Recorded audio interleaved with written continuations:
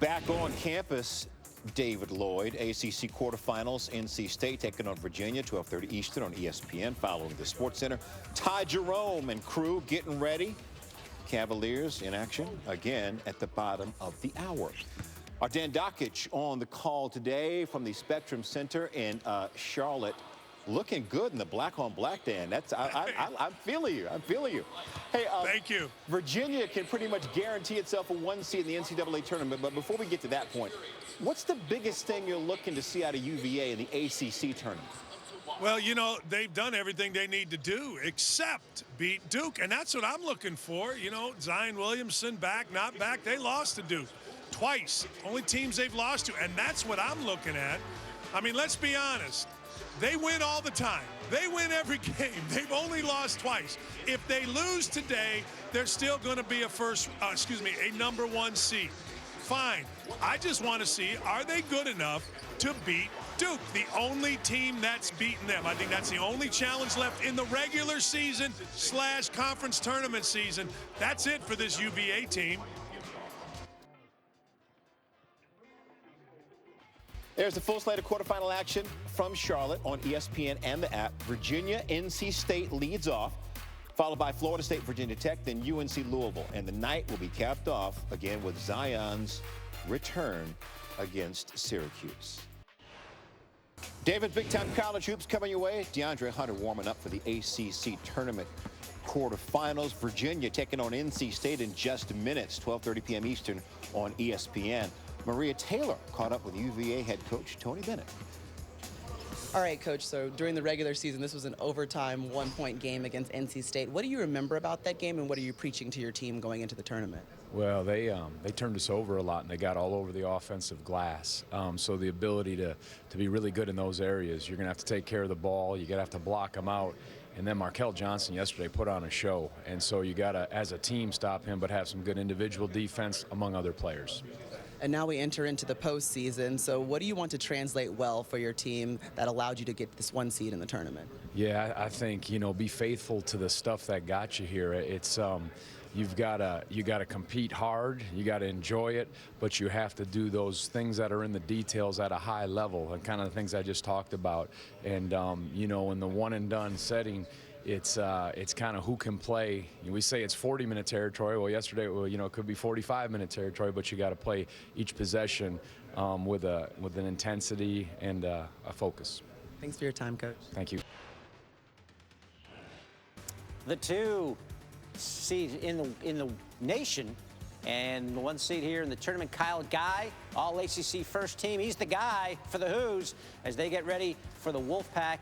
And that is just seconds away here. We got that coming up on ESPN. Iowa State and Baylor next on ESPN2. Going to be a good day. Going to be a real good day. Basketball. What are you going to do? You going to go watch some basketball? I'm going to get there at some point. To the calf and get some food? And watch some I don't know. I don't know what my plan is at this point. Your treat? Basketball. I'm planning no, that's not my plan. Next.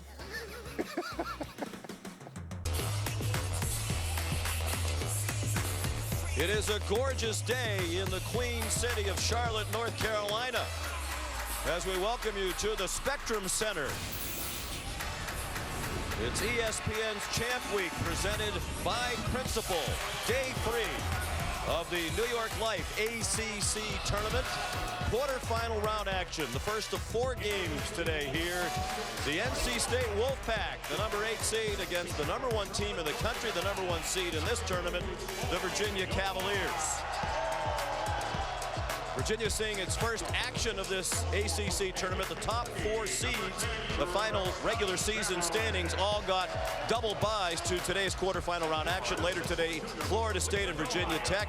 Tonight, North Carolina and Louisville, followed by Duke and Syracuse. Hi, everybody. Welcome. Sean McDonough along with Dan Dockich, joined shortly by Maria Taylor. Delighted to have you with us. Coach, the last time Virginia was in this building nearly a year ago to the day, the Cavaliers became the first number 1 seed in the history of the NCAA tournament to lose a game. They lost to UMBC. Is that something you think Tony Bennett should address with his team today? You know what? He told me a couple weeks ago that they address it and they put it away. And you know, you can see it in their play, Sean, in the in the ACC and in the preseason. They've been fantastic. They've been on an epic run. I don't think this building affects kids. Now, We're going to talk about it. Fans are going to talk about it. Newspaper, radio. Kids are just different. I don't think they care even a little bit. Well, unfortunately for some, that loss here a year ago overshadows so many of the great things that Virginia has done. The Cavaliers have dominated the ACC the last 2 seasons in the regular season in conference play, 33-3. The regular season title, which they shared this year with North Carolina, the 4th in the last 6 seasons for Tony Bennett. And they've won 2 ACC tournament titles under Coach Bennett, including last year. Time for today's Need to Know, brought to you by Principal. When we talk about Virginia, we think first, Dan, of defense, but we need to know about their offense, too. Yeah, all you got to do is look at that top number. 3rd in the Division I in three-point shooting. Kyle Guy has been absolutely on fire, and he has hit tough shots. The bottom, you see what they've done in the end, but the reason they are so good, number 1, they take good shots. Number 2, they find the next guy. And number 3, Sean, every guy is set up to shoot the ball. Nobody catches it surprise. They're all down. They're all well coached. They're all ready to shoot. Virginia, as we said, did not play yesterday. NC State did, and it was a memorable 8-9 game against Clemson. The Wolfpack at one point down by 18. They trailed by 16 at the half, came all the way back to win the game, perhaps get into the NCAA tournament, although Joey Lenardi says that's not a done deal yet. What do you like about Kevin Keats' team? First thing, I love their heart. I love they don't quit. I love they keep battling, and I love Markel Johnson. He just dances with the ball, gets in the lane. He's fantastic. These two teams had a great game in the regular season, won in overtime by Virginia. Pleased to be joined today here in Charlotte by Reese Davis. Sean, thank you very much. Jay Williams, Seth Greenberg with me as we get set for this quarterfinal day in the ACC. This tournament, if the top 3 seeds advance, could be the first conference tournament ever to have 3 AP top 5 teams play in the semifinals. The 3rd seeded team in this tournament, guys, is the Duke Blue Devils, and the Duke basketball account, he's back. How many emojis can you have, RD? What does all of that mean? Fire rockets, popcorn, wind, trains. We're going to get something special. And look at the shoes Zion will be wearing tonight. Those, we zoomed in on them. Those are the Kyries. What do you expect to see quickly from Zion tonight? I think you're going to see Zion in the middle of that zone. He's going to play aggressive. I don't know if we're going to see the best performance. It's a warm-up game for Zion, I think. He changes their defensive DNA and identity. His ability to protect the rim, get out in passing lanes. He allows Trey Jones to put better pressure on the basketball. He changes him defensively. So we will see Zion Williamson against Syracuse. Will we see Tyus Battle? That will unfold throughout the day. Let's go down to Maria Taylor now. Maria? Well, Reese, Zion's back, but Markel Johnson for NC State has been here, and he took over in the last matchup against Clemson, rattling off that comeback win. 23 points in the game, 15 in the second half, and I spoke to assistant coach James Johnson, and he said for the Wolfpack, it's got to be Johnson that has a big game and be willing to take over when he can because he has that green light. He even pointed to the game a season ago against North Carolina when NC State pulled off a huge upset. It was Johnson who had 20 points, 11 assists, and knocked down the free throws in the last 3 seconds. He will have to be clutch here tonight, and his team's depending on him if they want to pull off an upset against the number 1 seed, guys. All right, Maria, thank you. The 2 teams on the court and ready to go. Virginia dressed in white, and the Wolfpack in red. Wyatt Walker will jump for North Carolina State. Jack Salt for Virginia. A.J. Desai to throw the ball in the air, working with Jamie Lucky and Bert Smith, and the quarterfinal round is underway in Charlotte. Starting lineups brought to you by Old Navy. As Maria mentioned, Johnson runs the show. He was the only player in double figures yesterday for the Pack. Beverly, an excellent 3-point shooter. Torn Dorn, their leading scorer and rebounder, and a Charlotte native. Virginia, best defensive team in the country. Johnson penetrated, missed the floater. Torn Dorn on the offensive glass. And Tony Bennett told us, Dan, that's a key today. NC State had 16 offensive rebounds in the regular season, meeting the most given up by Virginia this year. Yeah, they're the best offensive rebounding team in the league. I think Torn Dorn's got to have a monster game here. Like right here, he's got to go to the rim. He handed it off to Wyatt Walker, had it slapped out of his hands. Then when he tried to rescue it, it hit the back of the backboard and goes out of bounds to Virginia. I think a key for North Carolina State, and they're certainly capable of doing it. They did it fairly well, or actually really well in the game that they played, is keep their own man in front. When you have to help on the perimeter, you have a real problem. starting lineup, the 3 guards, including the freshman Kihei Clark. Guy and Jerome, both all-conference players. Guy, first-team all-conference. And Jerome, second-team all-conference. DeAndre Hunter, the defensive player of the year. Jerome, a miss. Hunter was also first-team all-conference. So each team's had it once. Neither has scored. Markel Johnson way off. Tony Bennett also said this morning, Dan, sometimes when you're the team that's been sitting around for several days and the other team has played a little bit, it's the advantage for the team that played yesterday at the start. Maybe at the end with fatigue, it's an advantage the other way. Well, I agree with that. You're just more comfortable. You've been on the court. You know, there's a reason why teams go on the road and practice before you play a normal road game. Well, North Carolina State got a chance to experience everything this building is about. I think you're right. And I'm not sure fatigue plays that much of a factor late, particularly for North Carolina State playing against, you know, arguably the #1 team in the country. And it is a deep NC State team. Dorn whips it underneath. Wyatt Walker shed Jack Salt. And he has the first bucket of the game 2 minutes in. Double came, Salt came and doubled. Wyatt Walker was wide open. Nobody, I think it was Guy, number 5, didn't get in there to rotate. Take away Walker. Kyle Guy. And now Ty Jerome. 154 assists this year for Jerome. Jack Salt has his shot blocked by Wyatt Walker. Salt hasn't scored at all in any of their last 6 games. He had a great chance there, but was denied by the transfer from Samford. Watch the double come.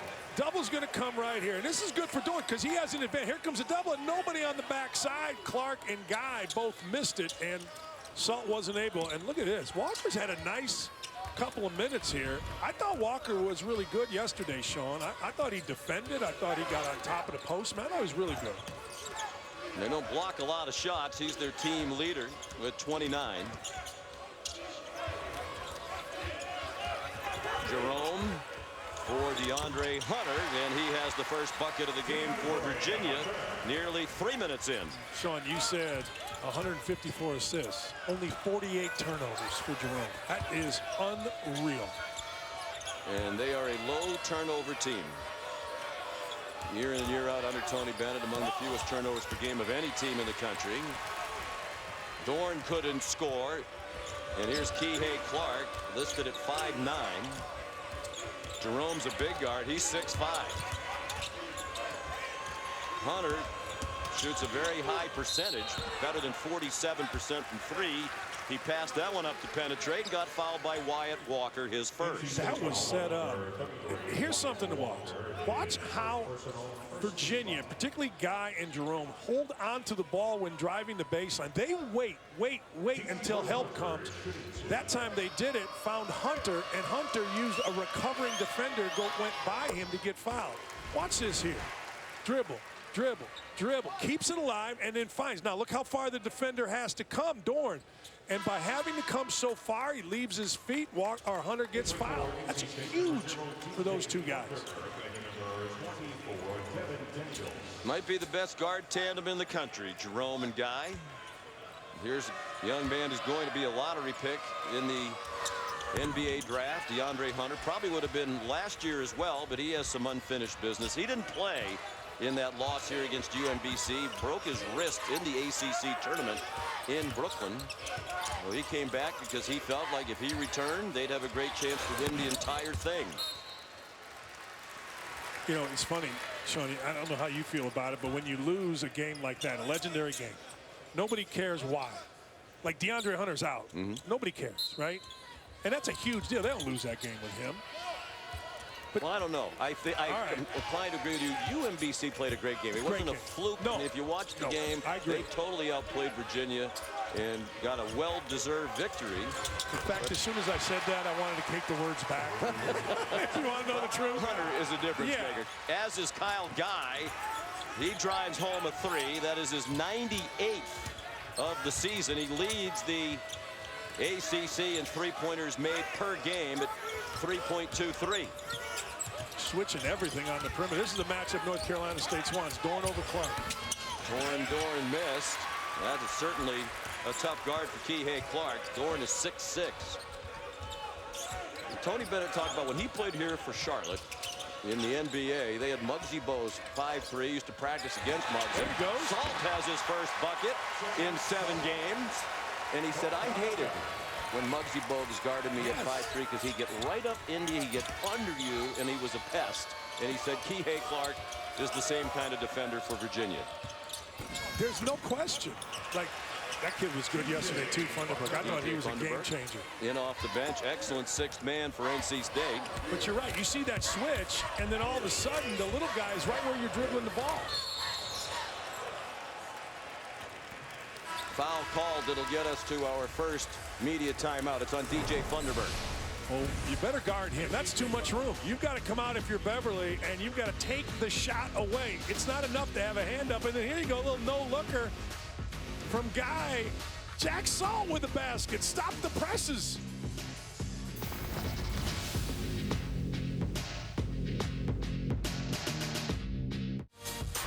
ESPN's exclusive presentation of college basketball is brought to you by New York Life.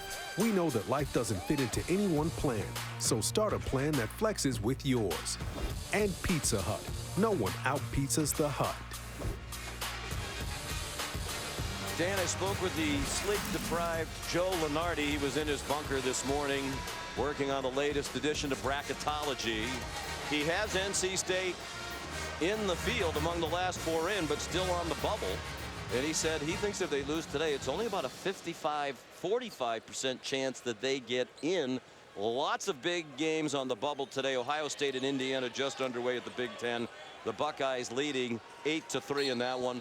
Florida bubble team plays today. Alabama is in the picture. Texas. There are a lot of games that could impact NC State beyond their own here against Virginia. And Kyle Guy has just given the Cavs an 11-4 advantage. There are 62 games played today. 62 games played. 32 automatic qualifiers will be earned before the bracket is. I mean, there's so much time to go here, although it's Thursday, right? But there's so much going on right here. In all 20, listen to this, of the remaining conference tournaments, the #1 seeds are still playing. So you got, Virginia Tech, you got the MAC going. With Buffalo, those are 2 that could be big for the bubble teams. Sure. You want the #1 seeds to win those tournaments, especially, we mentioned yesterday, the Atlantic 10. If VCU doesn't win it, they're going to get an at-large bid. You mentioned the MAC in Buffalo. Buffalo doesn't win it, they're going to get in. That takes away a spot from a bubble team. There was a foul called on Mamadi Diakite, his first, and now Jamie Lucky and Bert Smith are over at the monitor. Hook and hold here, huh?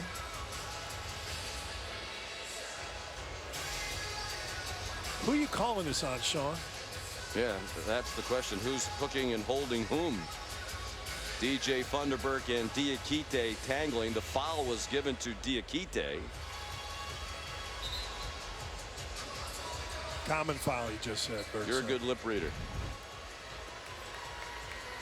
Diakite's had a nice year. Big shot blocker. He had a 20-game streak with at least 1 blocked shot. 3rd longest in Virginia history. I'll give you a guess who has the 2 streaks longer than his block shot streak. I'll give you Ralph Sampson. And Ralph Sampson. Okay. Ralph had a 49 consecutive game streak with a block shot, and then surpassed it with a 55-game block shot streak. DJ Funderburk with the bucket, and here comes the pressure. NC State loves to press under Kevin Keatts. He said the problem when you play Virginia, it's so hard to score, you don't get that many opportunities to press. Well, yesterday I thought that their pressure in the second half against Clemson forced Clemson to miss what a good-looking shot. Look at this. Here's something to watch. With this lineup right here, they had 5 guys, they being Virginia, above the free throw line and spread out among the three-point line, which opened up a lane for Guy. They get the offense without Salt, or even with Salt most times. They really get it spread out and hot. Then we had our first lost shoe of the day, which I know you always enjoy. Good hands by Guy. Jerome dumped it off for Guy. Count the bucket.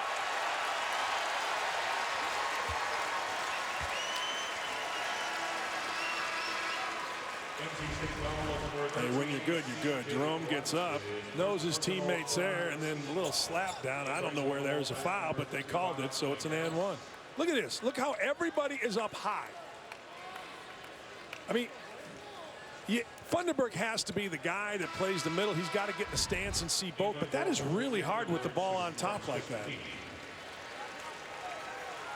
The foul was on C.J. Bryce, his first. The guy at the free throw line, excellent free throw shooter, 83.6%. Doesn't get there a lot. Doesn't have enough free throws made to qualify among the conference leaders. If he did, he'd be second behind Marquise Reed of Clemson. C.J. Bryce, underneath it goes, and it's dropped in by Devin Daniels, one of many transfers on this NC State team. He transferred from Utah.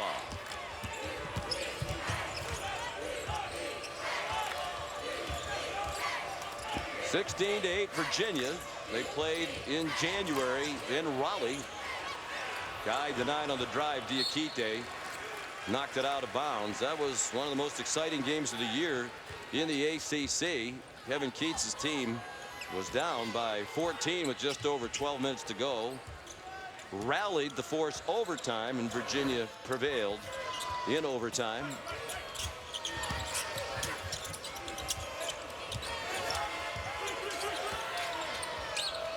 Funderburk working on Diakite.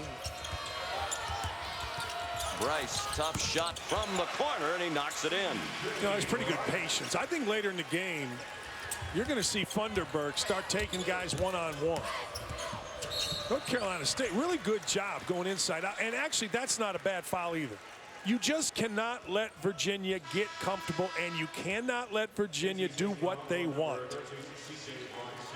2 fouls on C.J. Bryce, so he goes out. He's another one of the transfers out of UNC Wilmington, where he played for Kevin Keats. Keats was the head coach at Wilmington for 3 seasons. Tremendously successful there. Won 3 straight CAA regular season titles with the 2-time coach of the year.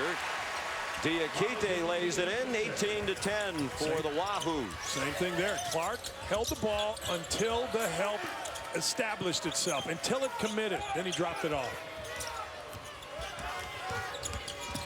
Blake Harris, backup guard, doesn't play much, about 10 minutes a game.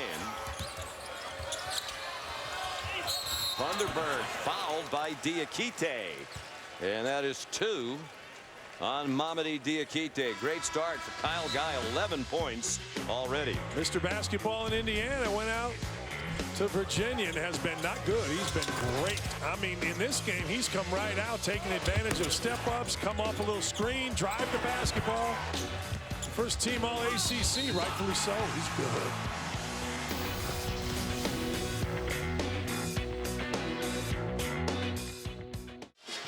Let's take a look at our personal performance brought to you by Dove. This is so good. How do you beat Virginia? You don't do it this way. Watch Braxton Beverly down here, bottom of your screen. First pass, he doesn't move. Does not move. Second pass, he moves, but if you're late against Virginia, you got a real problem, particularly late against Kyle Guy. You got to move on each pass. DJ Funderburk completes the 3-point play.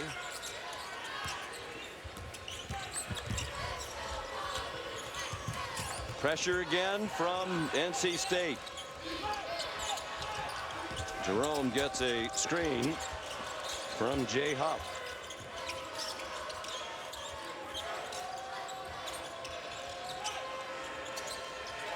Harris up tightly on Jerome. Deep shot clock down to 5.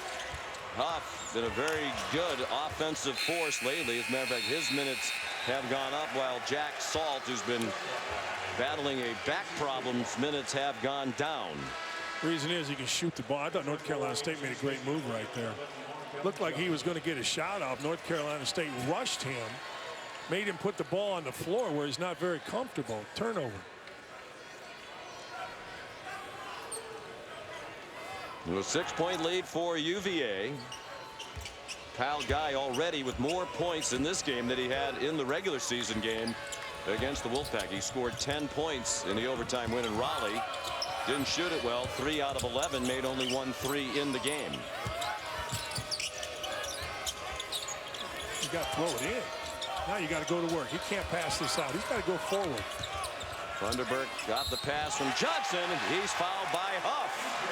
And a chance for another 3-point play. First foul on Jay Huff. Sean, you don't get very many good matchups against Virginia, but this is a really good one.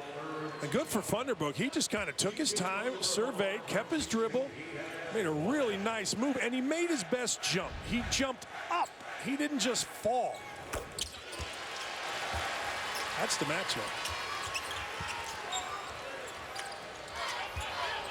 9 points for Vanderberg off the bench. He hasn't missed a shot yet. Braxton Key on the floor for Virginia, number 2, transfer from Alabama, their leading rebounder. They are a team that rebounds collectively, and they turn it over. The ball lost over the end line. Watch this. Clark comes in. Not much to do. Good block off his face. 2 turnovers in a row. When's the last time that happened? They committed 16 turnovers in the overtime win at NC State. That was also their season high. Dorn found a seam and exploded to the bucket. You don't get many easy opportunities at the rim to get to the rim against Virginia, but Dorn did.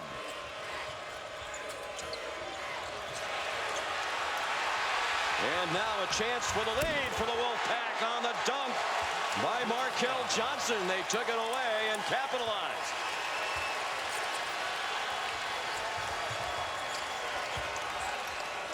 This pressure has hurt, and for Virginia, no DeAndre Hunter during this whole run. But I like what Kevin Keats did, extending. Oh, could have been one there.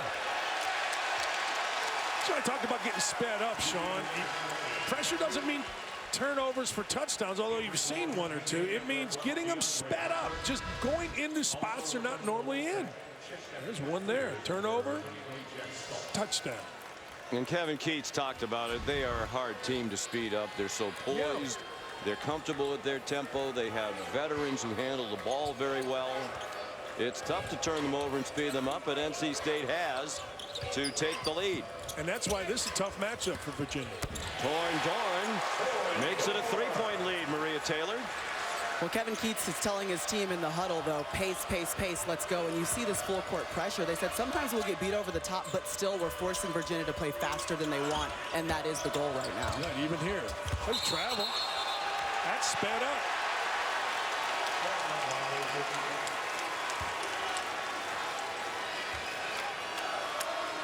Four straight turnovers for Virginia. Tony Bennett perplexed. Doesn't see this very often, although he talked a lot during the regular season about the tendency from time to time to have live ball turnovers that lead to runouts for the other team.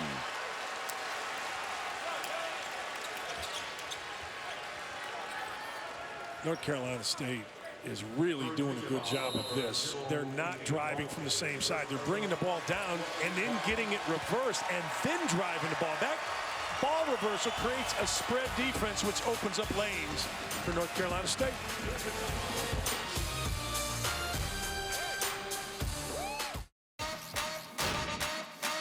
Whatever you need Zion to do, he can do. And that's the difference. Oh, my God. In order to win a championship, you have to be outstanding. If Zion's healthy, we'll have a chance. And Zion Williamson will play tonight against Syracuse. They had 2 terrific battles in the regular season, each winning on the other's home court. And of course, Syracuse has an injury question as well tonight. Tyus Battle, their leading scorer, did not play last night with a bruised tailbone. Buddy Boeheim, Pascal Chukwu really helped fill the void in the Syracuse come from behind win over Pittsburgh. Oh, Buddy Boeheim's gotten really good, huh? It's hard as a coach's kid, man. People want to get after you. You either have to usually be the best or the worst player on the team, but Buddy Boeheim, fun to watch. Career high 20 points last night in the Syracuse win. Jerome wide open, and the 3 spins out. And rescued by Devin Daniels. Gives them 9.5 points per game off the bench. They have 6 players, NC State, who average 9 points per game or more. Braxton Beverly drives it and gets fouled on a reach in by Ty Jerome. His first. I love the speed with which Braxton Beverly is catching the ball and driving it at Virginia. He catches, right? Boom, he's gone, and he stays low and exposes Jerome to a foul. There's no backup here in NC State.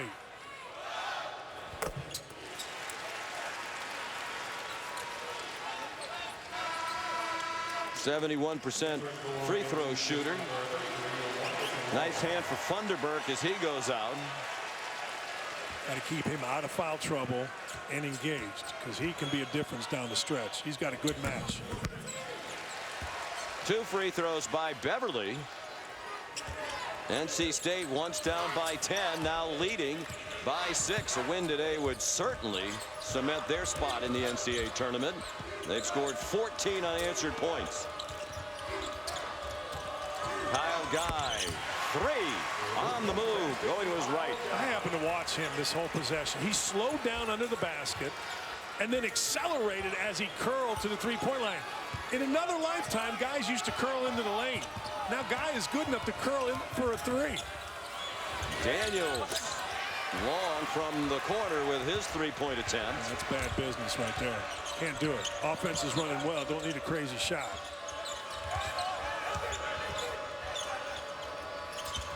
Guy, the MVP of the ACC tournament last year in Brooklyn when Virginia won the event.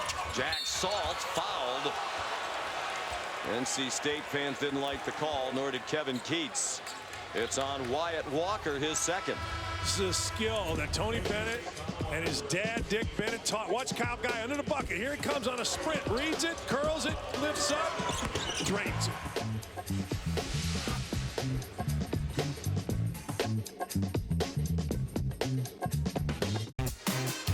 Tony Bennett has great memories of Charlotte. Played here for the Hornets back in some of the early days of the franchise. A backup on some terrific teams. Some foot and knee injuries derailed his career. He played overseas after leaving the Hornets. Most of the memories good. The most recent one is not that loss in this building. He didn't play in this building. He played in the old Hive, the Charlotte Coliseum. He said, you know, you're getting old when they imploded the building that you used to play in. But he loved playing for the Hornets. Jack Salt makes a free throw. Tony met his wife Laurel here. She was a youth pastor at the church Tony attended. Said it was great to play here. That was before the NFL arrived in Charlotte. It was basically racing and basketball, college and pro. And it was a college atmosphere at the NBA games when he played here. His dad, Dick Bennett, changed the Big Ten in a lot of ways, made Wisconsin great. Dick is here today. Doesn't come to many of the games. Jerome tried to pass it to the wing. It's a kick ball. There's Dick, who coached Tony at Green Bay in the late 80s and early 90s. Of course, best known for his days at Wisconsin. I think his image as a coach, everybody respected him as a coach, but it went to another level when he made the Final Four. And the same thing will happen for Tony Bennett if and when that day comes. He can't do anything more outside of the NCAA tournament to demonstrate he's one of the great coaches in the country. He is certainly on a Hall of Fame arc at this stage in his career. So the reason I say his dad changed basketball in the Big Ten, and everybody will tell you there were 2 lock wins in the Big Ten. When I played at Indiana and coached, we played them 32 times, Wisconsin, and lost to them once over 16 years. His dad comes in. Next thing you know, Wisconsin's a powerhouse, and the Big Ten is different. And it was all his dad, his influence, Dick Bennett. And Tony told us a couple times during the year his dad doesn't come to the games because he gets so nervous. He doesn't really even watch them on TV. It's very hard being the family member of a coach. I think the coaches' wives have it worst of all. My dad used to go to the rafters, which wasn't very high, at Anderson Arena in Bowling Green. He just couldn't sit there. He needed to be alone, nobody talking to him. He suffered.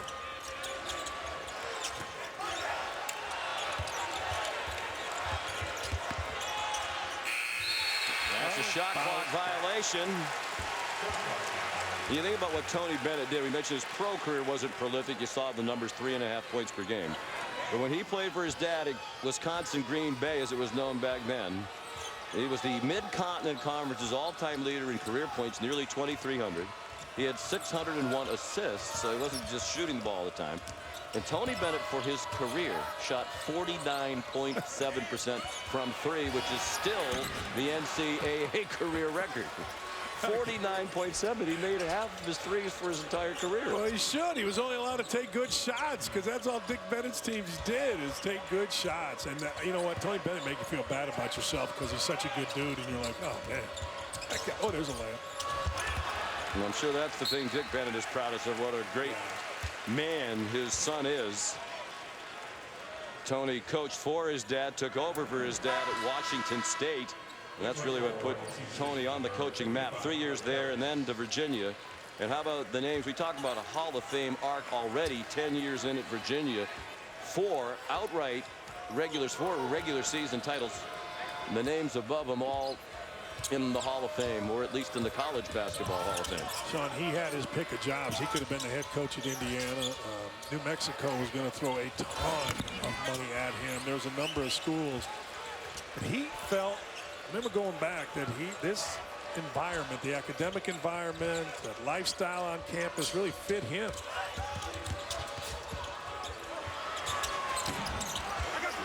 His team's gone ice cold. Kyle Guy missed the corner three. Of course, last time we saw them in person, they went for a school record 18-3, shot 72% for the game at the Carrier Dome against the Orange in our last big Monday of the year, a week and a half ago. NC State hasn't capitalized on the Virginia drought. It's been stuck at 24-22. Torn Dorn called for a foul on Aricha, and he thought he got the ball. AJ decided not to agree. First foul on Torn Dorn. I think North Carolina State's playing defense the way you have to. They're really active with their hands. Their rear ends are down, but their hands are up, and they're into the ball, and they're taking away passes because of the activity of their hands. And Kevin Keats is a great basketball coach, a fantastic guy. Look at how into them they are, forcing them to go fast. Jerome, they're still ice cold. Salt kept it alive. He's trying to ricochet it off DJ Funderburk, but did not.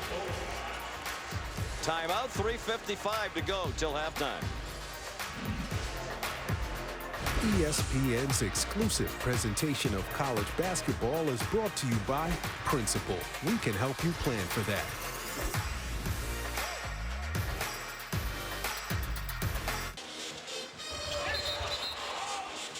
The Virginia Tech Hokies arriving, getting ready for their quarterfinal round game against the number 4 seed Florida State. Nikhil Alexander-Walker, one of the top NBA prospects in the country, putting up his usual numbers of late. Does he know his jeans are torn? I think he does. Does he? Is that a style? That's a thing. All right. Torn Dorn, a little shake and bake, and finally a bucket for NC State. They had gone more than 4.5 minutes without scoring. Pretty good by Kevin Keats right there. He just isolated Dorn, isolated him against the player of the year, the defender of the year in Hunter, and Dorn just whooped him. Pretty simple set.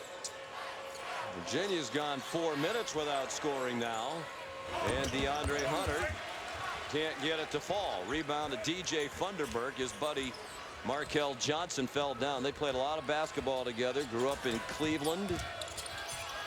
Good hands on defense by Guy. A good call. Jay Huff called for the foul, his second. Well, we're just moments away from the Audi halftime report. There they are.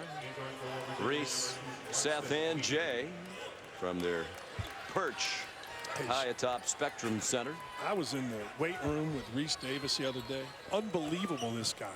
Unbelievable.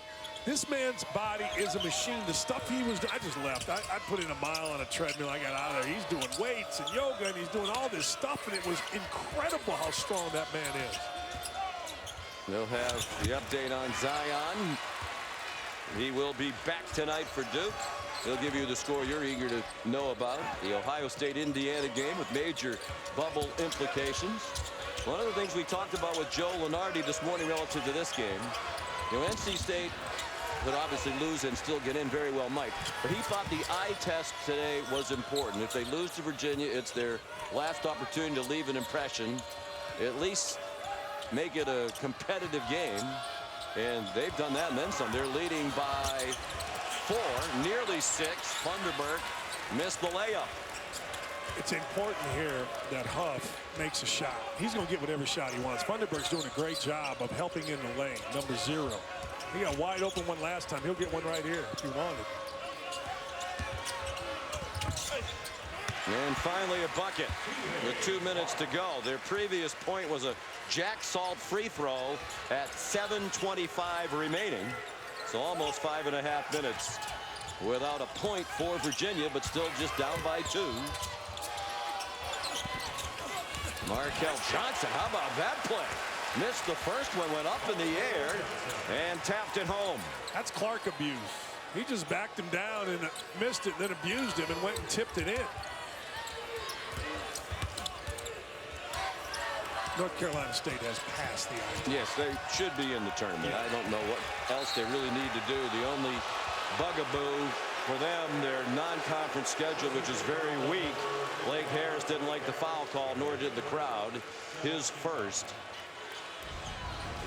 You can't let, that's a foul. I mean, the guy's handling the ball. You're up in him with the body. That's just a bad foul.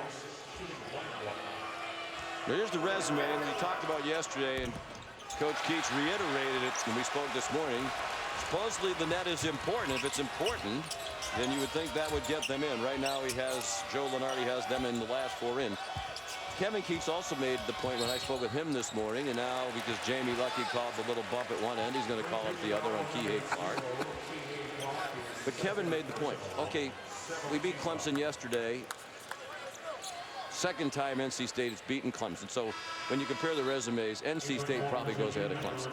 So if Clemson doesn't go and NC State doesn't go, that means they're only going to take 7 from the ACC, which is the best conference in the country. Now, let me give you what. Less than half the league. The answer would be, it's not just comparing those 2 to those 2. There are others in the same mix that you have to compare those 2 against. And I would say don't shut the door on Clemson again because of the net. I agree with that. If the net is important, they're in the 30s. Look, if you just compare the numbers, not what the net is or not what the RPI was, but if they use the RPI. If you use the net like you use the RPI, those teams are in. Right. Final minute of the half. Dreadful offensive first half for Virginia, but with the way they defend, just a 5-point deficit right now. They have the ball with 14 to shoot.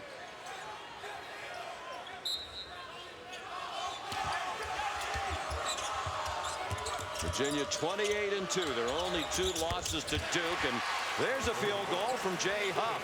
He's a very good 3-point shooter at 7-1. He shoots better than 50%, 52.2 for the year. That's the 13th he's made. Timeout. Kevin Keats with 35 seconds to go in the half. Huff is going to have shots because Funderburk is taking away all of the drives in help side. And this is the second one he shot, first one he's made, but he had an opportunity to shoot. See Funderburk right there? Look how much space there is. A lesser guy, Funderburk came out. If Huff was only 6'6", Funderburk might influence it, but at 7'7", no impact.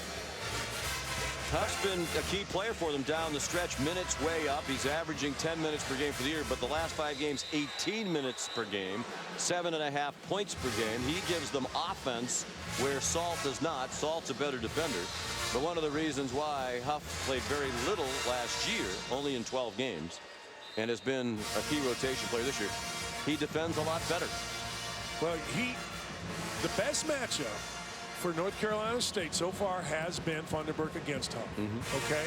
He's going to have to straighten that out, or you're going to have to figure out, if you're Tony Bennett, do we want to go 3 for 2? Is Huff's offense worth being a potential defensive liability on different occasions?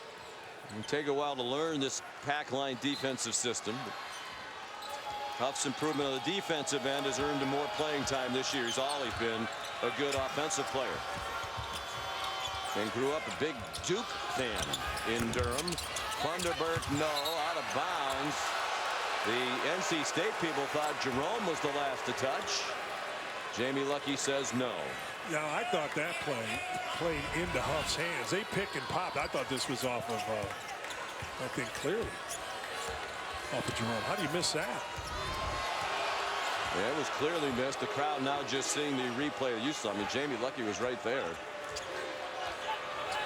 Final 10 seconds, shot clock off. Virginia would take the halftime lead with a 3. Jerome launches one. Braxton Key couldn't flip it up and in. And it's halftime. Virginia winners of 8 in a row. Trailing at the half for just the 5th time this season. Kyle Guy had a hot start, but he was defended much better in the latter stages of the half. Here's Maria. Coach, I hear you telling your team just keep defending. How does your defense set the tone in the first? I thought our defense is great. We lost Kyle Guy. He's got 9 points off of 3 3-pointers. But other than that, I thought we played well on the defensive end. Offensively, what do you want to see more of in the second half? Well, we've got to get more ball and player movement. You know, UVA is a good defensive team, so when the ball sticks, they're better at it. All right, thanks, Coach. Thanks. DJ Funderburk led NC State with 10 points in the first half. Wolfpack by 2 at the break. Time for the Audi halftime report with Reese, Seth, and Jay, he said. Glad to have you with us on the Audi halftime report. As Sean rightly pointed out, a dreadful offensive first half for Virginia. They're down 2. I guess the good news is they at least have 6 more points than they did against UMBC at halftime in that game in the NCAA tournament last year. But, well, I'm just pointing it out. They got held to 27. He's a messenger. I know. But sometimes when you play the first game of a tournament, your first action, the other team's play, it takes a little while to get it going. I agree. Well, UVA also turned the ball over. They only averaged 9 turnovers per game. They have 6 so far in the first half. And Seth, I see a bigger issue with UVA. When you have Huff on the court, he's great offensively, but defensively, he's a liability. Whereas Jack Salt, when he's on the court, he's great defensively, but offensively, he's a liability. I like what Kevin Keatts has done, extending his defense on makes, so he's eliminating his exposure defensively in the half court. But I am puzzled that Virginia, with Jack Salt in the game, you can't run that ball screen motion because when he rolls, no one guards him.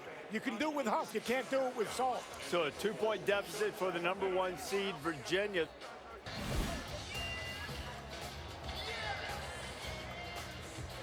Last 4, first 4, next 4.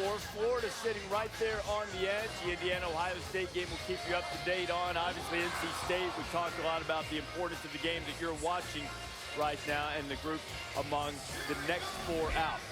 It's only 20 minutes. It's early. It's been chalk city in the ACC, but at the moment, NC State has a lead on Virginia.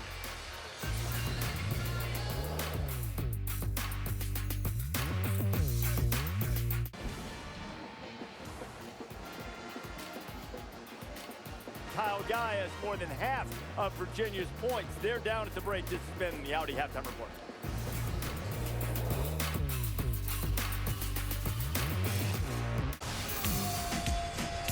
Welcome back to ESPN's Champ Week, presented by Principal in the New York Life ACC tournament from the Spectrum Center in Charlotte.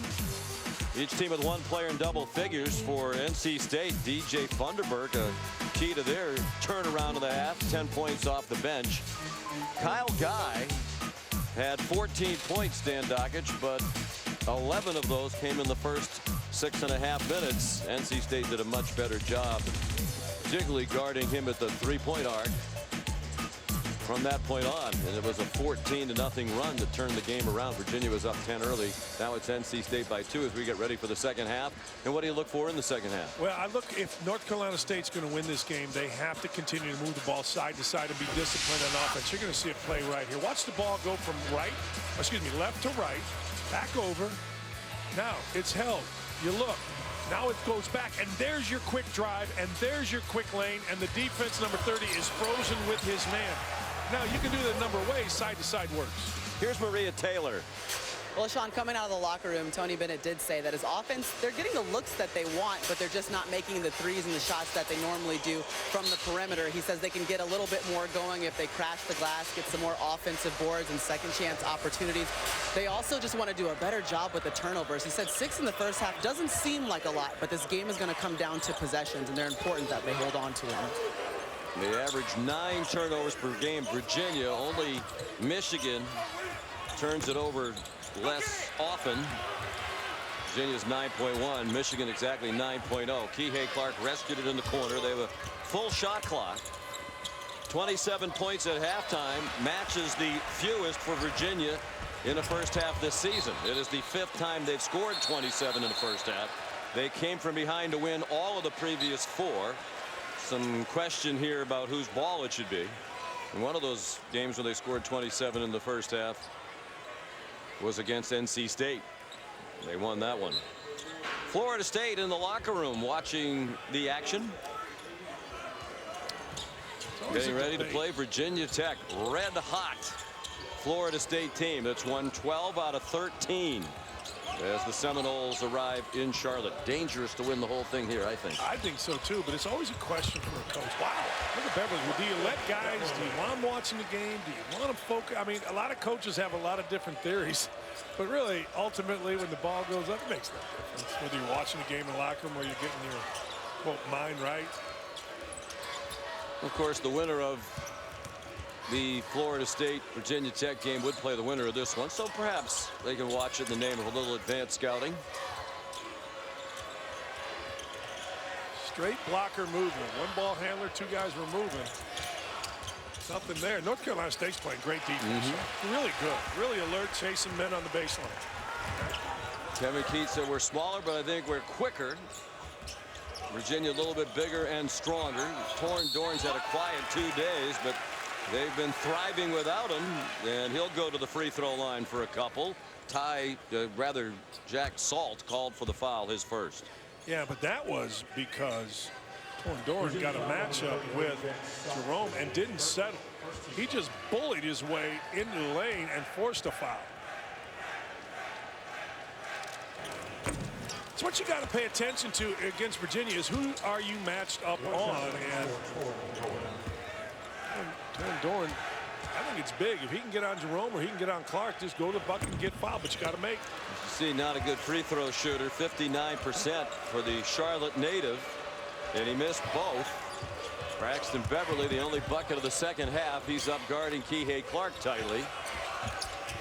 Again, the small lineup to open the second half, as was the case in the first half for Virginia, with Guy and Jerome joined by Kihei Clark.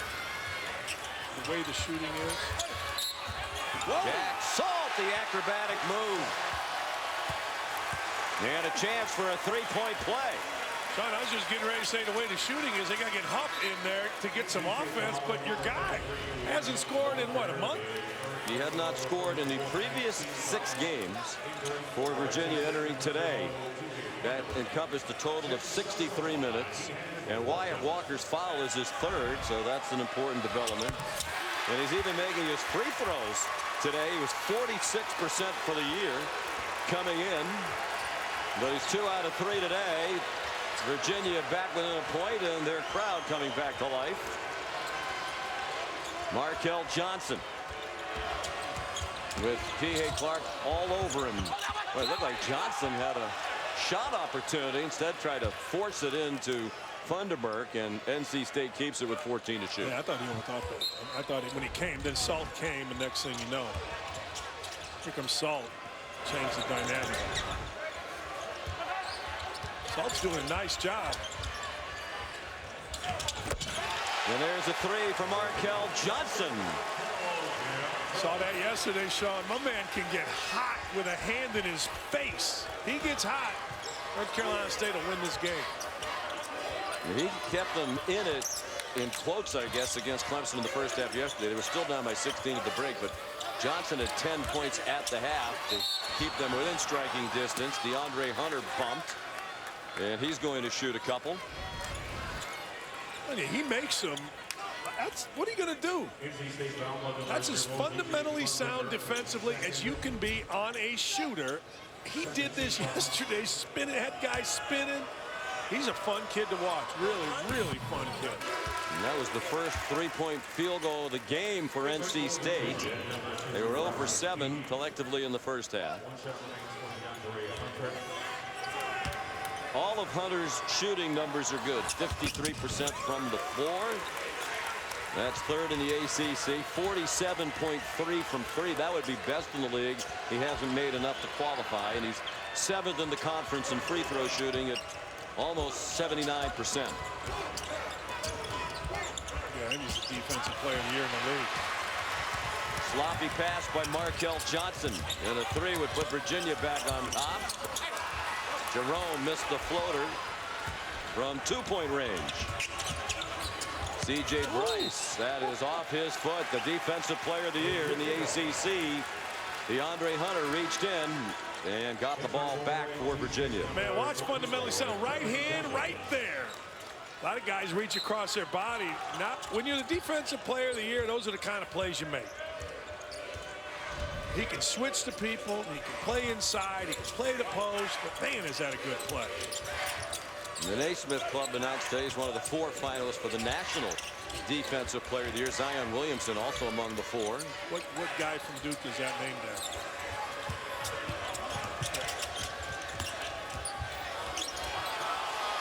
Ty Jerome for 3. Sorry, I couldn't hear the question you asked. The question was, what guy from Duke is that named after defensive? You said Naismith? Yes, that would be Jay Billis. The Amaker, the Billis, Kenny Kennard, Wojo, slap the floor war. Kenny Kennard.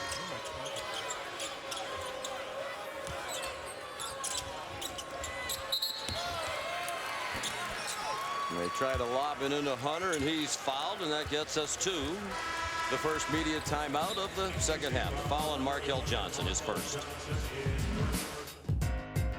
ESPN's exclusive presentation of college basketball is brought to you by Principal. We can help you plan for that.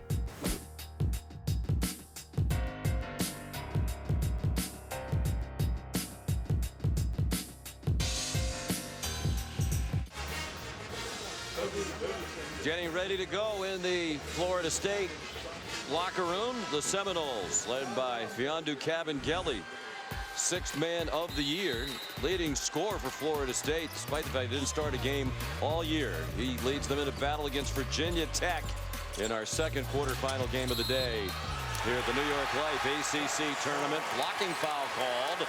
And it's Jack Salt again going to work at the offensive end. And this is a really good inbounds play. I mean, really good. You're going to see the screen. Watch the slip on the bottom. Slip right there. Jack Salt. Man came over, still moving. Good call. Great finish. Man. And he completes the 3-point play. Hey, and Virginia back on top for the first time since it was 18-17. No points in the previous 6 games heading into today, and 9 today. Jack Salt being 49% is a miracle from the lob to Funderburk. Nice feed by Devin Daniels. Yeah, they've got Jack Salt moving around defensively. He came way out, almost halfway between the top of the key and half court, and then couldn't get back to Funderburk. This is what I think they've got to do right there. Heat them up. Look at this. Heat them up. Jerome, wide open corner 3. DeAndre Hunter. Salt again. He is the story of this game. No points the previous 6 games. He had attempted only 4 shots. Obviously missed them all. Had only 2 free throw attempts over that 6-game span. Missed both. Made the steal there. Got a backhand in on it. Jerome came up with it. Great play by Salt. His career high in points is 12. And here's a man who's been a veteran for the last 4 years. He's playing in his 121st career game. Guy! That's 3 and a chance for 4 as he got knocked down by Braxton Beverly.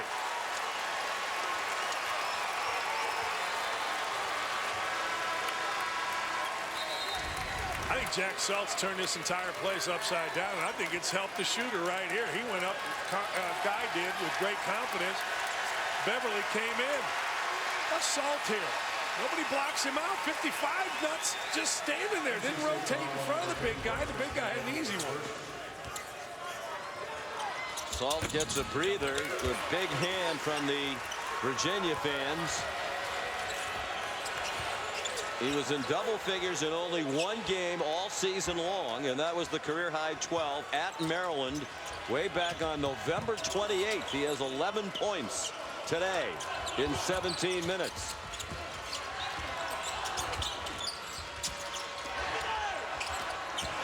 Devin Daniels looked like he got away with shuffling his feet and a travel. The Virginia bench certainly thought so. Instead, it's a foul on Braxton Key, his first. I didn't think he traveled here. Let's look. Yeah, he definitely traveled. You know what I've noticed, Sean? Tell me if you've seen this as well. They don't call traveling like they used to. Anytime there was an awkward-looking step, it was automatic. That's not called as much. I agree. It's a little more NBA-ish. It hasn't gotten to that ridiculous extreme yet, but it's close. Daniels, 71% free throw shooter. Missed the first. The thing about the NBA is they let you take the extra step going to the rim. And then one after that. And then, well, and a crab dribble or whatever. And depending on who you are, right. Maybe another one. Right. But college used to call anything awkward. Anything awkward.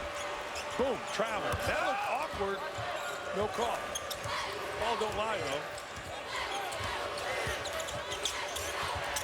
NC State 7 out of 12 now from the free throw line. That is hurting them in this tight game. Diakite missed it. Did well to get a wide open shot. His left-handed shot rolled off. C.J. Bryce limited in the first half by foul trouble. The freshman Jarrett Cole Helms on the court, number 4. He fed Funderburg, who tried to give it back and was fouled on the pass attempt. So a lot of fouls here in the second half, and it may come down to a free throw shooting contest in Virginia. Is the better free throw shooting team. 2 fouls now on Braxton Key. If you're North Carolina State, you got to get the ball here to Markel Johnson at some point. I mean, you can play all these other guys fade away, hope you get a foul, which they just did, but Markel Johnson is going to be the man if North Carolina State is going to get back in this or win this. Certainly they're in it. Ty Jerome, his second foul. That's 4 on UVA. The Wolfpack called for 5. The Pack 0 for 4 from the free throw line this half, and now it's 5. And Bryce, among the regulars, their second best free throw shooter, 76%. You know what Kyle Guy does? You see him right there in the picture. He is always talking to his teammates. It doesn't matter if it's Hunter or it's Salt or it's Jerome. He is always, and they come to him. It's really interesting how he and Jerome have complete control of this team, mostly Kyle Guy. He got it over. Thought about giving it to Jerome, waited for him to get across midcourt. 13 minutes to go, first of 4 quarterfinals at the ACC tournament today. And the number 1 seed, Virginia. Boy, it looked like Hunter got away with a shove with his free arm, just discarded a defender. That wasn't called, but then there was a foul on NC State, the first on Devin Daniels. This is happening all game. Everybody comes to him. They ask him, they talk to him. And it's really fascinating because when you sit this close for as many games as Sean and I do, you don't see a lot of guys talking. Like he's right over there. He was just talking to his coaches. And every coach, there is not a coach in any sport that doesn't want that right there. Just players control the team. Got to be Markel Johnson here. Too many other guys shooting, Sean. Or Funderburg. Let Johnson make a play with Funderburg.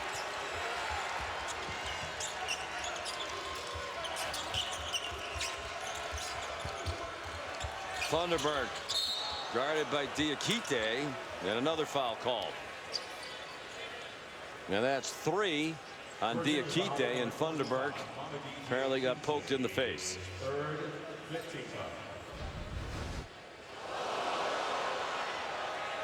Oh boy.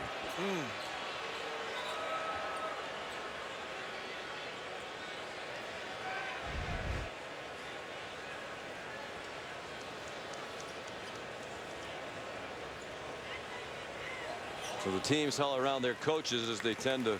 Funderburk got poked in the right eye. Meanwhile, the officials have gone to the monitor to take a look at it.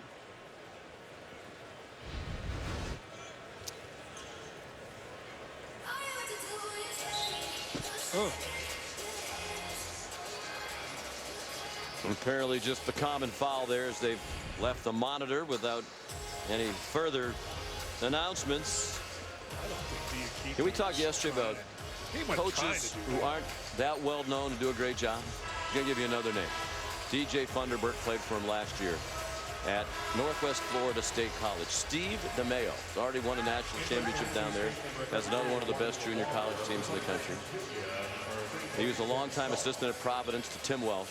There's a guy who should be on the radar. I think he's very happy there. But 27-4, I believe, the last I looked this year. Markel Johnson missed the three. The gratuitous Northeast assistant coach / head coach promotion. Well, I just like to see guys who are doing great work year in and year out in the trenches get their due. And I'm telling you, DJ Funderburk would talk about what a terrific job Steve DeMayo did for him at Northwest Florida State College. Just the second field goal of the game for DeAndre Hunter. He put his hands in the air and skipped back to the defensive end. And kind of typical Virginia. It's tight for a while, and then all of a sudden you look up and they have a 9-point lead. Great set they ran. I mean, they took the ball one way and they brought it back the other, drove the baseline, and here came Hunter from the right side, and he just drilled it. The celebration is on.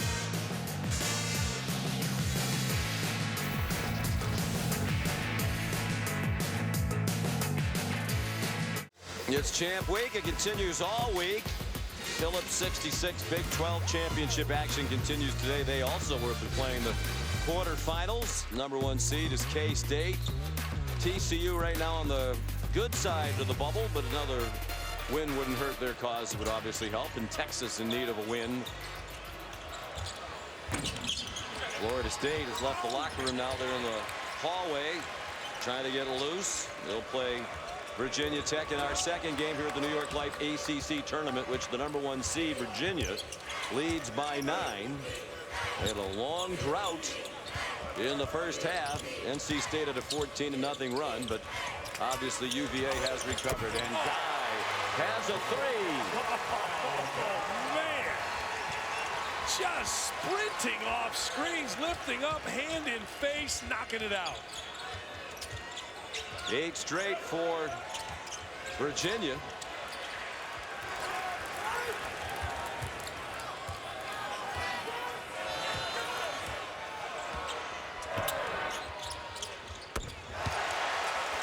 How about that?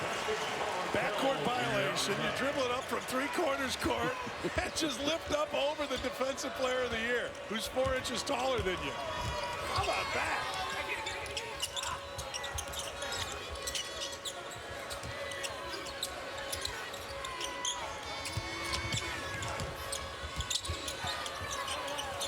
Guy back in a rhythm, started well, went through a cold spell like the rest of his team, and now he has 23 on 8 of 11 shooting and 6 out of 8 from 3-point range. Of course, when we last saw him in person a week and a half ago at Syracuse, he made a career high 8 threes. Went 8 for 10 at the Carrier Dome. Hey, Sean, you got to see this. My man, I couldn't keep my eyes off him. He circled 3 or 4 times as he was moving. Here he goes into the lane. Here he comes back out. Defense is right there. Whack! Didn't matter. He lost him on the second circle. Oh.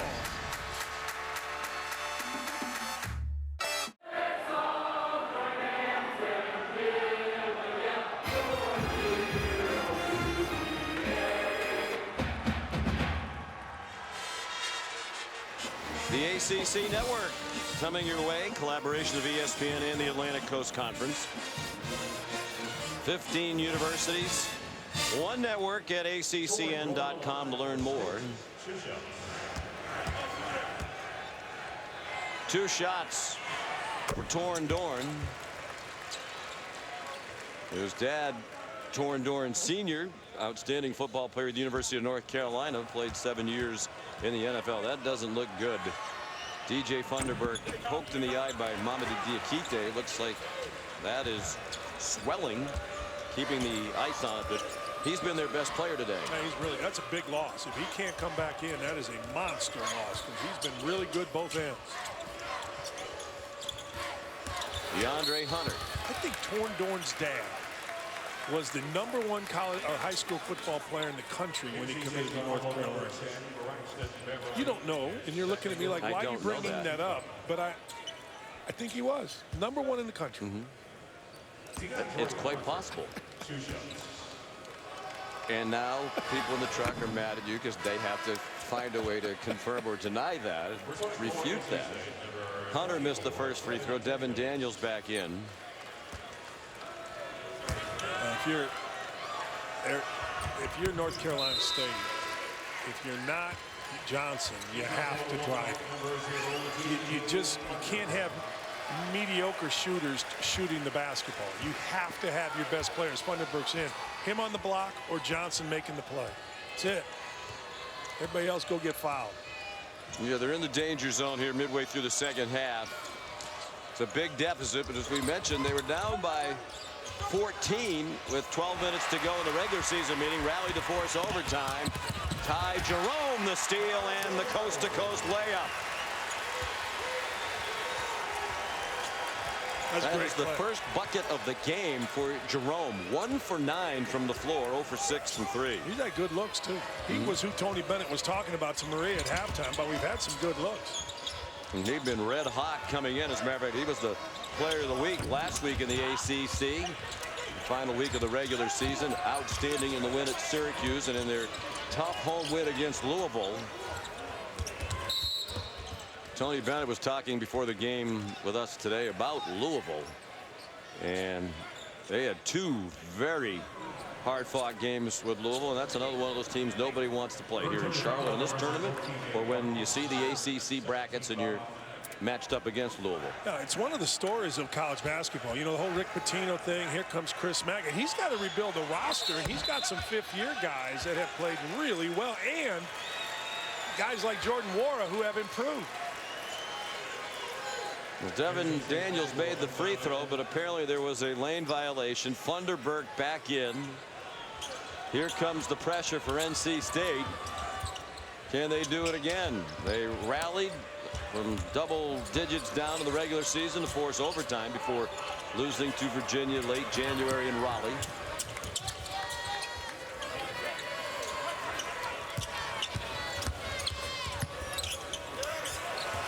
The ball movement leads to another 3 for Kyle Guy. He scored 11 points in the first 6.5 minutes, then had only 3 over the next 19 minutes. Now he's back. 12 points for Guy in the last 5.5 minutes. Unbelievable ball movement. Just set up on the right side with a drive. Anytime, if you cannot keep your man in front of you, this is what happens. All right, help came. Help coming is bad when you're playing Virginia, Sean. You cannot, you've got to stay with your own, and once you leave, they start whipping it around. And the best shooter, maybe in the country, got a great look, and he's going to make it. And these guys are going to dance. I'm glad I played an era where you didn't dance, Sean. Man, honest to goodness.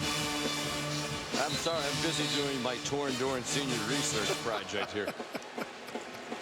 Guy 9 for 12. 6 out of 8 from 3-point range.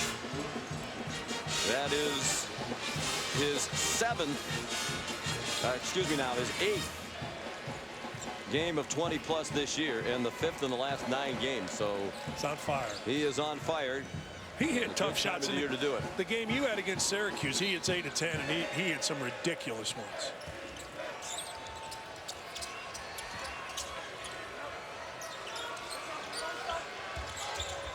Markel Johnson. Clark went down with no whistle. Torn Dorn missed the 3. And Virginia in great shape. No demons, it seems, here at the Spectrum Center in Charlotte. Their first game here Good block by DJ Funderburk. The bench thought it was a goaltend for Virginia. Ty Jerome still pleading his case.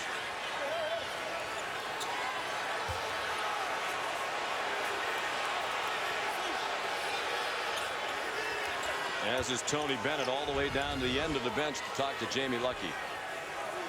Goaltend. Yes, it was. Hits the backboard, then it hits the hand. It's a goaltend. It's great work in the truck, fellas. And our producer is Eric Mosley, our director Jimmy Platt. Terrific crew. And lots of great action to come. 3 more games after this one. Florida State and Virginia Tech next.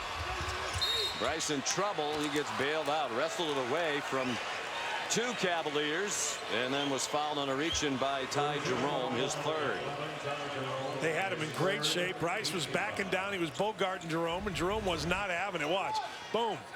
Backs him. Now watch Jerome let up. See, he lets off, and Bryce gets off balance, and now the scrum. And right there, when he reached in, they called the foul on Jerome with his right arm.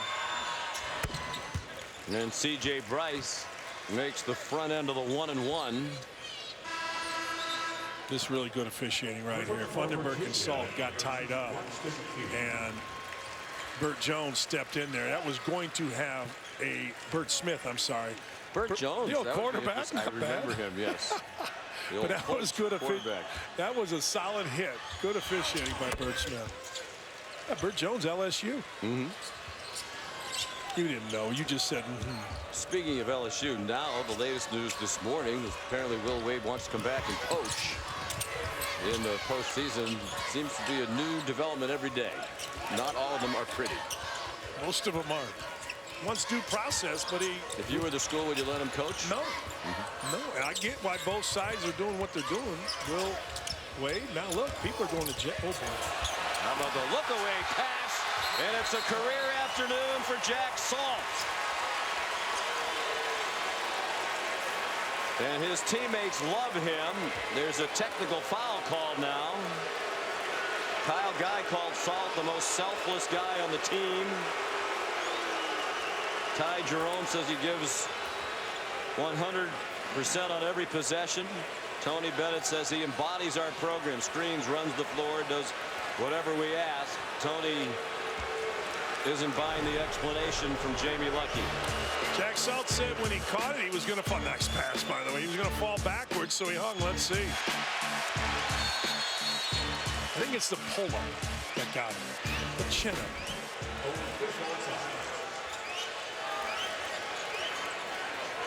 And they shot the free throw. That was not supposed to happen. It was in a break window, so that was supposed to happen outside of the break. So we apologize that you didn't see it. He missed it. Let's take a look at how the post play impacts steals. You're going to see the double team. Really good double team. Solid hands are up. Look opposite Ty Jerome on the run, anticipating and going down and lays it in. That's what makes Virginia so good. There really isn't a hole defensively. You know, if somebody's going in the post, they'll double the post, and others are aware. It's just, it's really so much fun to watch and so awful to play against. Sean McDonough, Dan Dockich, Maria Taylor at Spectrum Center in Charlotte. We mentioned we started the day the last time Virginia played here almost a year ago. March 14th last season, first round of the NCAA tournament against UMBC. They were the first #1 seed in the NCAA tournament history to lose to a 16. We spoke with Tony Bennett before the game. He said he wasn't going to talk to his team about it. He's talked about the loss over the past many months and putting it in its proper perspective and moving on from it. He quoted your old coach, Bob Knight. He said about the importance of being a continuous thinker. Yeah. And that's what he has encouraged his team to do.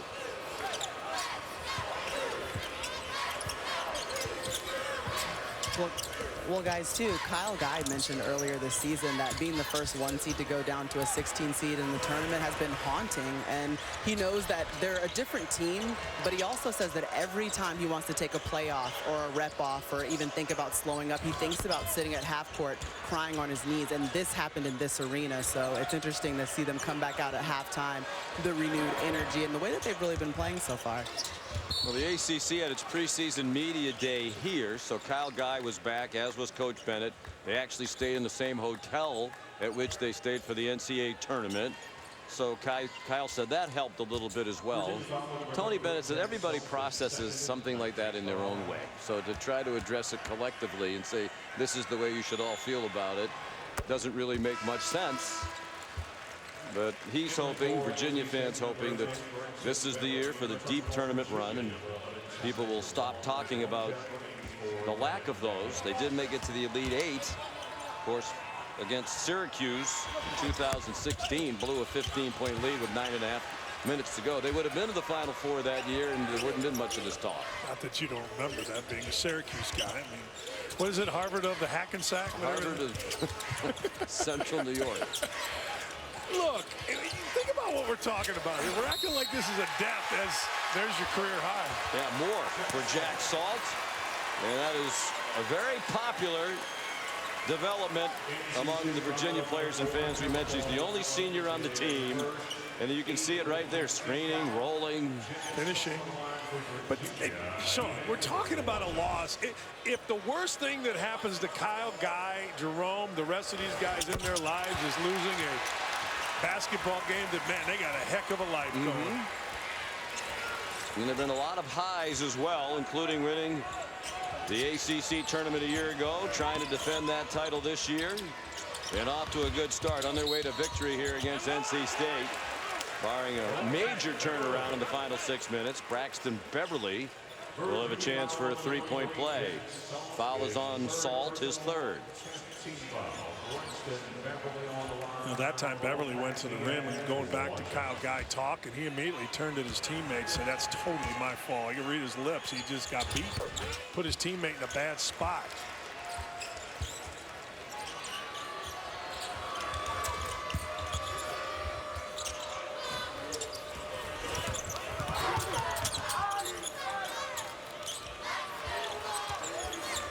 Well, we talk about the surprisingly offensive day for Jack Salt. This is his 4th career game in double figures. And as we said earlier, he's played in 120.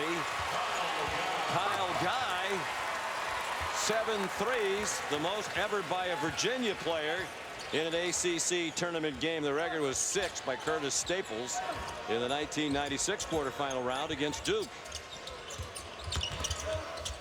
Beverly had it slip out of his hand way up in the air. Wound up back with Beverly. Braxton Beverly off the mark from 3. Jericho Helms had it fall in his lap, but he couldn't miss. Or couldn't make it, rather. Missed from close range.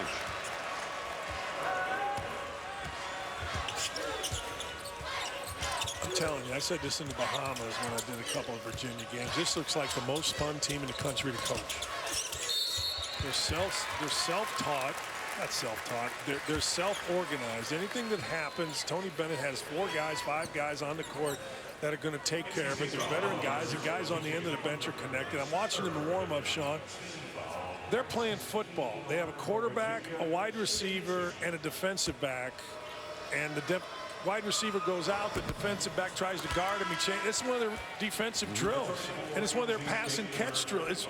It's just a fun group to be around, just kids.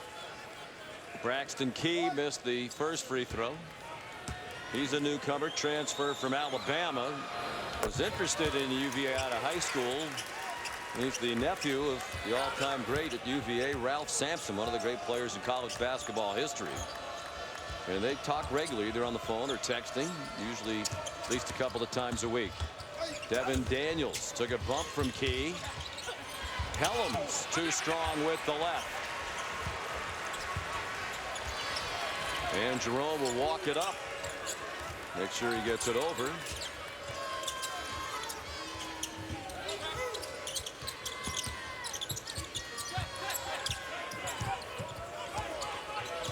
So the win for Virginia is going to be its 29th of the year. The school record is 31. DeAndre Hunter pounds it home. And they're up by 21. All right, your mind. Getting beat this bad. You talked about it beginning of the game. The eye test. The eye test starting to not look quite as good as It did for NC State in the first half. Helm scores inside. I still think they should be. I do too. An NCAA tournament team. No question. I definitely think they need to take more than 7 from this league. They might have the 3 best teams in the country in this league. It's possible Duke, UVA, and North Carolina will all be #1 seeds. Joe Lenardi said he thinks Virginia is a #1 seed no matter what, and probably the #1 overall seed no matter what, unless they lost today. Is that Jack Salt again? Yes, sir. His freshman year, he didn't have a double-figure game. His sophomore year, he had 1. He scored 10 points against Robert Morris. The last year, he had 1, and it was against Savannah State, 10 points. So this is out of nowhere. 12 earlier this year against Maryland, and 18 today for a guy who did not score at all in the previous 6 games. I want to see him get 20. 20 is a great number for a kid that doesn't score much. To say he had a 20-point college game in the ACC tournament, you kidding me? He's played through nagging back pain. Well, he's been in the program. This will be their 112th win in his 4 years of playing. He also had a redshirt year when he first arrived.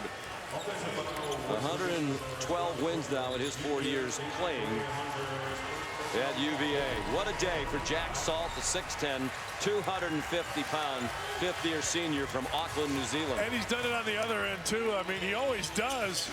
It's fun to watch. Fun to watch a kid have a great night, great afternoon.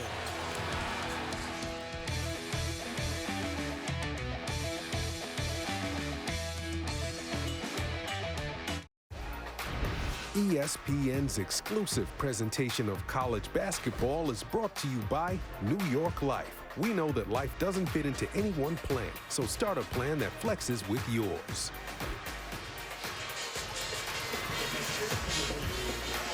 Huge day for Kyle Guy. He has 29. A day when Ty Jerome scored just 2 points. Diakite only 2. Key 1. Clark 1. How about Jack Salt?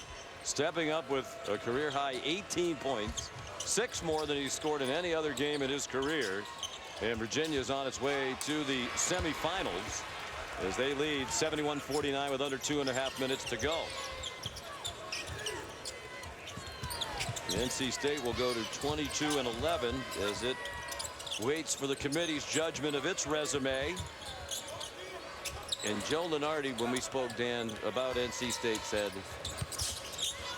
the non-conference, the strength of schedule is so weak, and historically, if you're right on the edge and it could go either way, that seems to really hurt the team on the bubble. I was talking to Clemson staff. To use Joe's word. I was talking to Clemson staff before the game, and one thing they said is nobody understands the net. And here's what they did. They were talking about part of the net is supposed to be margin of victory. The North Carolina State games and the people they played, Kyle Guy going out, and I mean everybody in the building, even North Carolina State fans should be applauding him. This was a heck of an effort by this kid. But Sean, they're like, well, you know, do they get credit for beating bad teams by 30 and 40, which is what they did, North Carolina State. Those two guys have fun. I was watching them in warm-ups along with DeAndre Hunter and Clark. They just are so connected, and they have so much fun together, these guys. Guy's 29 points, 1 shy of his career high, had 30 against Marshall on New Year's Eve of this season. DeAndre Hunter goes out as well with 16 points, right on his average.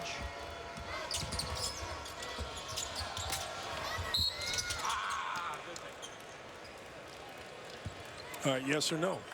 NC State. In. Clemson. I think so. You know, we can talk all we want about their non-conference schedule, and just to give people an idea, Mount St. Mary's, Maryland Eastern Shore, UNC Asheville, Maine, St. Peter's, Mercer. They did play Wisconsin, lost to them. They beat Vanderbilt. Western Carolina, USC Upstate, Loyola of Maryland. That's John Thompson-esque. But they beat Penn State and they beat Auburn.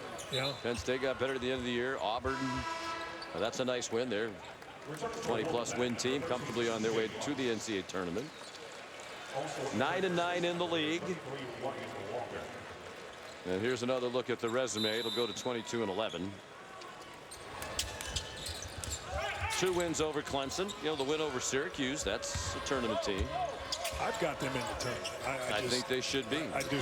Joey Brackett said if they lose today, he gives it a 55% chance that they're in. That would not make me sleep particularly well at night. Were I a fan of the NC State Wolfpack. Jay Huff. Some subs in the game, and there is a dunk for Cody Statman, 6'7" freshman from Australia. He's played sparingly this year. Good player. Played for. He's going to get an. Oh, they didn't get the bar. He had another dunk. He played for Australia in the under-18 Asia Championships. A minute to go. Bryce, the baseline jumper. Marco Anthony has come into the game as well for UVA, appearing in his 21st game of the year. This is their 31st. This is Anthony with the ball now, sophomore from San Antonio.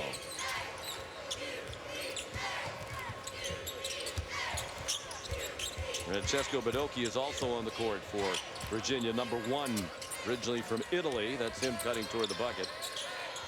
Played some high school basketball in Kansas. He's calling for it. He got fouled on a reach-in. He'll have a chance to get on the score sheet in an ACC tournament game. This is a loose kid, right? Been sitting there for about an hour. Just comes in, dunks it. Look at the bench. This is a fun team.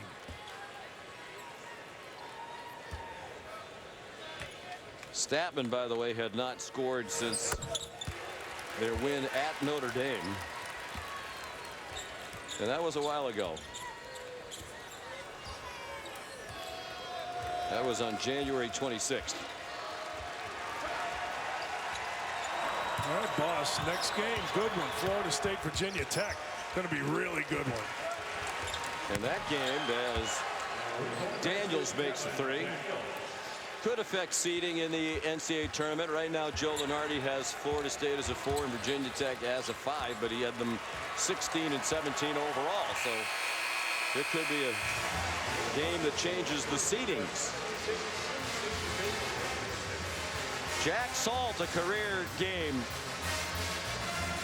18 points, 6 rebounds. And Kyle Guy had 29. 1 shy of his career high.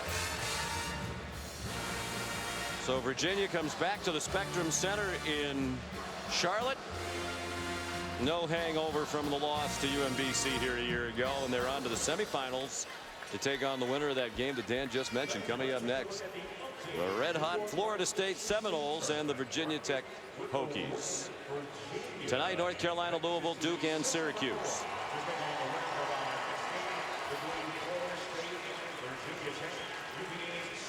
UVA trails 18-10 in the first half. Went on a run. Here's Maria Taylor. First of all, Kyle, 7 threes, 29 points. You got to walk me through what was working for you offensively in this game. Yeah, you know, Ty may not shot the ball well, but he still runs the show, and he had 10 or 11 assists. And he was just, you know, he instills confidence in all of us, and he just kept feeding me, and Jack setting screens, and, you know, everything was going good. All right, now, it wasn't necessarily a good memory you had the last time you were in this building, and we talked about this earlier this season.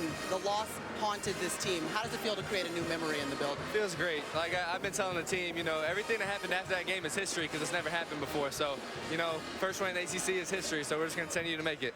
And next, Jack Salt. I mean, the way that he was able to play, he scored more in this game than he did over the last 9 games. Even though he's not very good at interviews, you need to be interviewing him. So he was tremendous for us. All right, and one shoe is this and one is that. Just walk me through why. I can't afford the LeBron equalities, so I just had to make up my own. So all right, enjoy it, Jack. Thank you.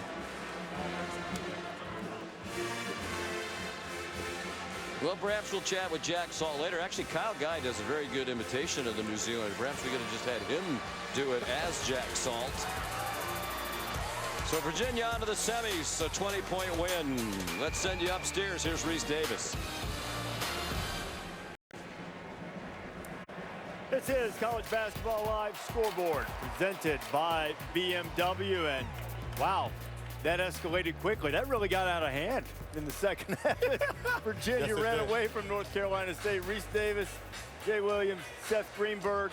Ty Jerome didn't have a big day, no problem. Jack Salt stepped up with a career day, and Kyle Guy was magnificent for Virginia. He had 21 points off of three-point shots, and they say triple threat. He is a quadruple threat. He can shoot, dribble, pass, but also he has swag with flair, and he makes the shot before he catches the ball. He reminds me a lot of Stephen Curry, Seth. Perpetual motion without the ball, always moving, always keeping the defense on edge. And when he catches the ball ready to shoot. Obviously shooting 75% from the three-point line today.